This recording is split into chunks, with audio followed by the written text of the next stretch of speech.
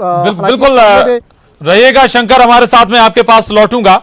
एक और बड़ा मामला, दरअसल निर्भया मामले में फैसला, और ये आखिरी फैसला कि आखिर जो निर्भया मामले में दोषी हैं उन्हें कल ही फांसी होगी। दरअसल लगातार इन दोषियों के जरिए कोशिशें ये होती रही कि कैसे फांसी टलती रहे, और आखिरी कोशिश भी नाकाम हो गई है। और अब कल ही निर्भया के चारों दोषियों को फांसी दी जाएगी। डमी प्रक्रिया पहले ही पूरी कर ली गई है, और अब इंतजार लगभग जिस बात का दशकों से, या माफ कीजिएगा सालों से लोगों को है कि जो निर्भया के दोषी हैं वो कब सलाखों में या सूली पर लटकाए जाएंगे। दिल्ली से हमारे संवाददाता अनिल जुड़ गए हैं और जानकारी के साथ। अनिल, अब निर्भया मामले में जो चार दोषी हैं, आखिरी जो कोशिश थी वो भी अब कह सकते हैं कि पूरी तरह से खत्म हो गई, कल फांसी दी जाएगी इन चारों को। जिस तरह से आज हमने देखा कि सुप्रीम कोर्ट में ये रिट याचिका खारिज हुई, इसके बाद जो राष्ट्रपति के जो दया याचिका लगाई गई थी दोबारा, वो उस पर सुनवाई हुई। और अब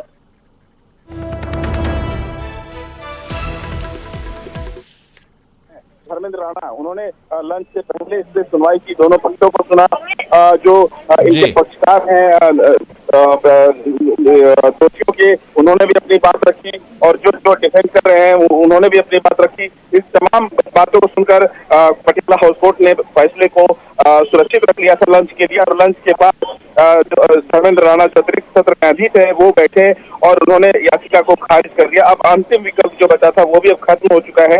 अब जो है कल जब सुबह 5 बजे जब निर्धारित है फांसी होने की चारों दोषियों को, तो अब उन चारों दोषियों को फांसी होगी और निर्भया जो है उनकी माता को, उनके पिता को न्याय मिल पाएगा। जी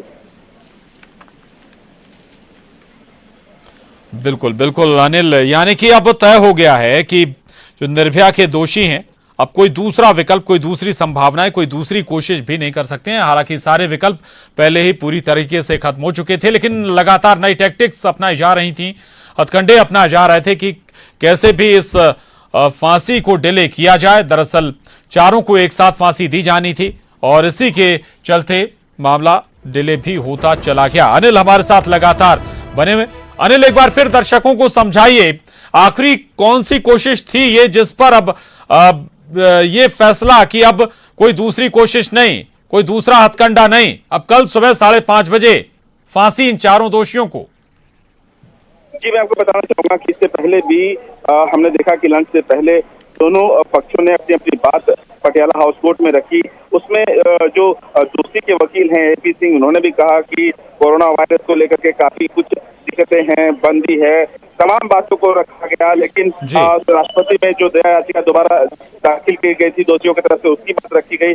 इन तमाम बातों को ध्यान से रखते हुए जो जज है उन्होंने सारी बातों को ध्यान से सुना, कहा कि इसमें कुछ भी नया नहीं है। इससे पहले भी जो है इसमें किसी भी सीआरपीसी के धारा के तहत इसको रोका नहीं जा सकता, इस फांसी को, लिहाजा इसको जो याचिका है आपकी कि इसको डेथ वारंट डेफर किया जाए वो नहीं किया जा सकता, टाला नहीं जा सकता। और इसी आधार पर कोर्ट ने आज कहा कि इन्हें जिन चारों दोषियों को फांसी दी जाएगी, उनकी जो याचिका थी इसको टालने की वो खारिज कर दी कोर्ट ने।